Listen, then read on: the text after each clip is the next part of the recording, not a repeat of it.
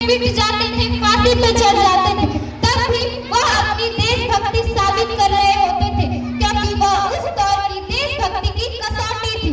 उसके बाद 62, 62 और 71 के युद्धों में अपना सुहाग गंवा जाने वाली औरतों, जब घर के हालात ये हो जाते थे, तब प्यार भी भरपूर गया, मांग का सिंदूर गया, नन्हे नौनहालियों की लंगोटियां गई, छोटी छोटी बेटियों की चोटियां गई, बाप की कमाई गई, भाई की पढ़ाई गई।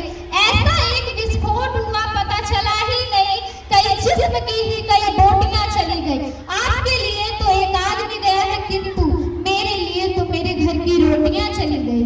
वाले हालात पैदा होने के बावजूद भी एक माँ अपने बेटे को सरहद पर दुश्मनों की धज्जियां उड़ाने के लिए भेज देती थी और उसे खत लिखकर भेजती थी कि अम्मा ने खत लिखा है बड़े ही चाव से, पुत्र मेरे घबरा न जाना, 1 इंच भी पीछे न हटना, चाहे तुम 1 इंच कट जाना, चाहे तुम 1 इंच कट जाना।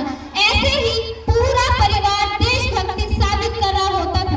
तब देश बलिदान मांगता था, तब देश लड़ जाने को कहता था, तब देश लड़ जाने को, मर जाने को, फांसी पे चढ़ जाने को कहता था। किंतु आज देश लड़ जाने को नहीं कहता, आज देश मर जाने को, मिट जाने को, फांसी पे चढ़ने को नहीं कहता।